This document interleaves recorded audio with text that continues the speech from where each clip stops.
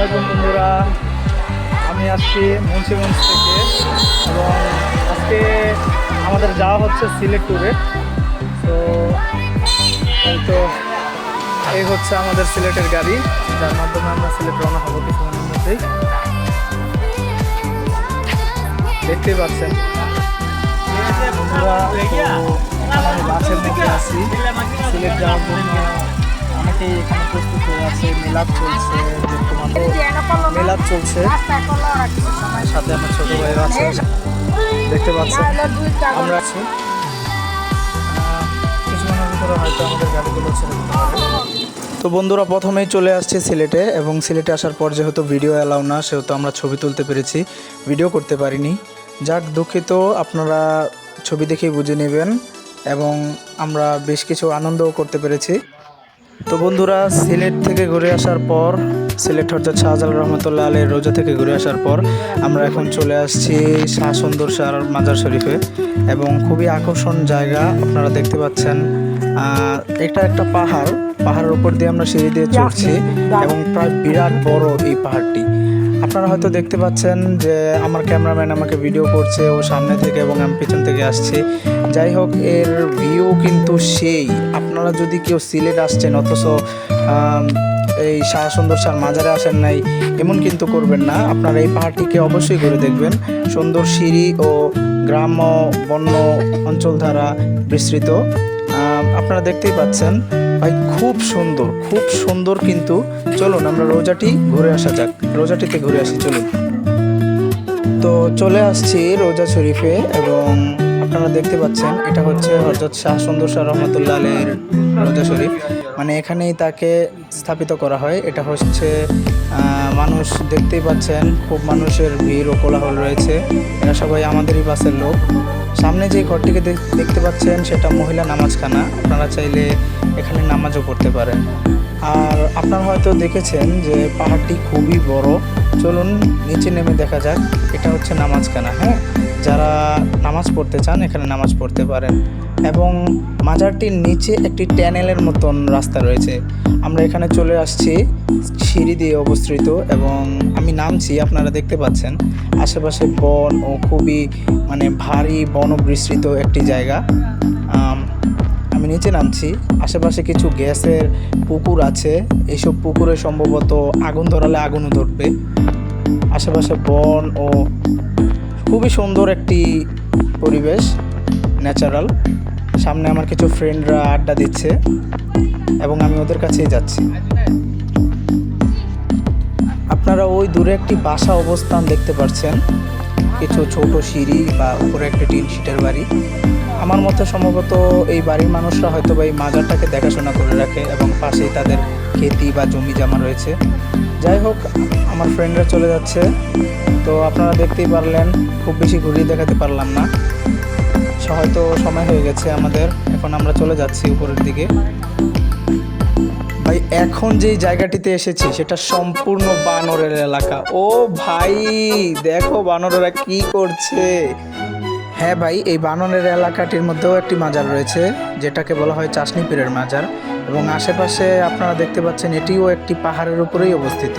কিন্তু গতবারের মাজারের চাইতে এই মাজারের ফ্যাসিলিটিসগুলো কিছু ভালো। আশেপাশে প্রচুর বানর আছে ভাই, একটু সাবধানে চলাফেরা করতে হবে। এবং আমরা এখন নিচে যাচ্ছি, আমাদের সাথে লোকগুলো নিচে যাচ্ছে, ওনারা কেউ গল্প করছে, বা কেউ জিয়ারত করতে আসছে, বা কেউ করে চলে যাচ্ছে, এবং আমিও জিয়ারত করে ফেলেছি, জিয়ারত করে চলে যাচ্ছি। এখানে মানুষের খুব ভিড়, তাই তেমনভাবে আগাতে পারছি না।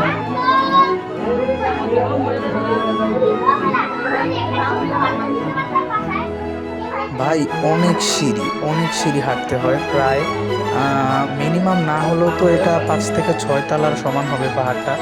আমরা আস্তে আস্তে নিচে যাচ্ছি।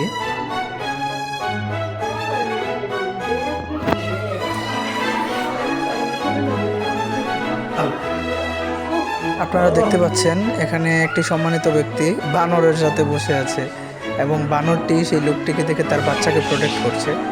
বাচ্চাটিও গুটিয়ে মার করলে বসে আছে, সে ভয় পাচ্ছে। তো বন্ধুরা, চলে এসেছি একেবারে নিচে। প্রায় অনেকখানি নিচে চলে এসেছি এবং আমরা পাহাড়টি থেকে নেমে আসছি। সামনেও কিন্তু দেখতে পাচ্ছেন অনেক বানর আছে, কিছু বাচ্চা ভয়ও পাচ্ছে বানর থেকে।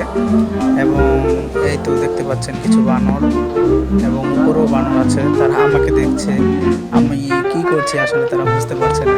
কেউ লাফালাফি করছে, কেউ আবার কোলাহল করছে। এই তো আমরা নিচে চলে আসছি। এখানে মানুষ জমা হয়ে কেউ চিন্তা ভাবনা করছে উপরে যাবে কি না। বানরগুলো খুবই অবাক হয়ে আমাকে দেখছে। আর এখানে দেখুন একটি বানর তার বাচ্চাকে প্রোটেক্ট করছে। ও সো কিউট।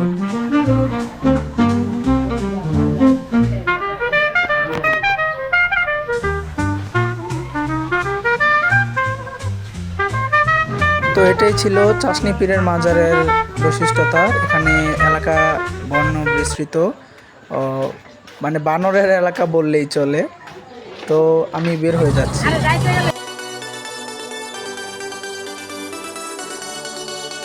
জি হ্যাঁ বন্ধুরা, পাহাড় দেখেই হয়তো বুঝতে পারছেন যে বর্ডারের কাছাকাছি আছি, বা এখান থেকে খুব স্পষ্টভাবে দেখা যাচ্ছে পাহাড়, বা পাহাড় থেকে পানি ঝরছে। আমি জাফলং যাওয়ার সময় আসলে এটা শ্যুট আউট করেছি। আমাদের বাসটা বর্ডার দিয়ে যাচ্ছে, আসলে ওই পাশটা ইন্ডিয়াতে অবস্থিত। আমি জানালার পাশে বসেছিলাম, তাই যতটুকু সম্ভব হয়েছে আপনাদেরকে দেখানোর জন্য। তেমন আকাশটা ভার হয়েছিল বলে খুব একটা দেখা যাচ্ছিল না, কিন্তু যদি বিশ্বাস করতেন সামনে থেকে কিন্তু এটা দেখতে খুবই সুন্দর। মানে আমাদের বাংলাদেশটা সবুজ শ্যামলে ঘেরা, আর ওই পাশটা বড় বড় পাহাড়, পানি হচ্ছে বা আকাশ থেকে মেঘগুলো পাহাড় দিয়ে যাচ্ছে, খুবই সুন্দর কিন্তু দৃশ্যটা। একটা দেখার মতন সিনেমা ছিল। আপনারা দেখতে পাচ্ছেন আকাশে মেঘাচ্ছন্ন হয়ে আছে। এবং আমি যে পাশটিতে আছি তার অপর পাশটিতে আর কি চা বাগানে ঘেরা। এখানেও কিছু হালকা পাতলা আছে। আপনারা যদি বর্ডারে যেতে চান, যে রাস্তাটা দেখতে পাচ্ছিলেন সেই রাস্তা ধরে কিন্তু, যেমন ধরেন আপনার 10 থেকে 12 মাইল দূরে গেলে বর্ডার করে দিতে পারবেন। এবং আশেপাশে কিছু বন বা এলাকাও আছে। ওই তো দূর দূরান্তে পাহাড় বা কয়লার কাজ চলছে, আশেপাশে বিভিন্ন কর্মরত স্থান আছে। আর বলতে পারেন বর্ডার সাইডগুলোতে দূর থেকে দেখতে যতই সুন্দর হোক না কেন, বর্ডার সাইডে কিন্তু বিপজ্জনক হতে পারে। তো আপনারা বর্ডার সাইডে না যাওয়ারই চেষ্টা করবেন। তো যদি ভিডিওটা ভালো লেগে থাকে তাহলে চ্যানেলে একটি সাবস্ক্রাইব করবেন এবং বেল আইকনটি অলে সেট করে রাখবেন। একটি লাইক ও একটি কমেন্ট করে যাবেন প্লিজ। আপনারা যারা সিলেট আসছেন আর জাফলং ধরে নেই হইতে পারেন, কিন্তু যদি জাফলং যান, এখন নতুন একটি নিয়ম তৈরি হয়েছে। আমরা চাইলে ওপার যে ঝর্ণা আছে ওই ঝর্ণাতে গোসল করতে পারি। বা জাফলং যাওয়ার পর আমি তেমন একটা ভিডিও করতে পারিনি, তারপরও যতটুকু সম্ভব আপনাদেরকে দেখাচ্ছি। পাহাড়ি অঞ্চলগুলোর মধ্যে কিন্তু খুবই বাড়িঘর বিস্তৃত আছে। মানে দূর থেকে দেখতে আপনাদের যতটাও ভয়ানক লাগে, কিন্তু পাহাড় থেকে পানি পড়ছে, ওখানেও কি মানুষ বসবাস করে কিনা। জি হ্যাঁ বন্ধুরা, ওখানেও মানুষ বসবাস করে। যদি আমি পারতাম তাহলে কাছে গিয়ে না হয় শ্যুট আউট করতাম, কিন্তু কাছে যাওয়াটা তেমন একটা সম্ভব হয়নি, যেহেতু আমি বাসে আছি আর আমার কোনো তেমন চার্জ ছিল না, তাই বাস থেকে আমরা কিছু শ্যুট আউট করেছি। এখানে দেখতে পাচ্ছেন সামনে কিছু এই তো মানে সীমানা আছে, বা সীমানার ওইপারে মাঠ আছে। মানে মাঠগুলো বাংলাদেশের মধ্যেই পড়ছে। ওই তো বড় বড় পাহাড়গুলো, বাংলাদেশের যেসব পাহাড়গুলো দেখছেন গাছের পাশাপাশি কিন্তু মানুষের বসবাস আছে।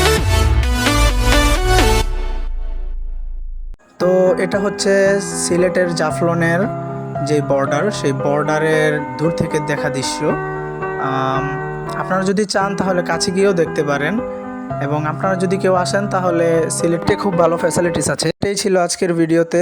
যদি ভিডিওটা ভালো লাগে তাহলে একটি লাইক, একটি কমেন্ট ও একটি শেয়ার দিয়ে দিবেন এবং সাবস্ক্রাইব করে দিবেন, এবং পাশে থাকা বেল আইকনটি অল করে রাখবেন, অলে সেট করে রাখবেন, যাতে আমাদের ছাড়া ভিডিও সর্বপ্রথম আপনার কাছে পৌঁছায়।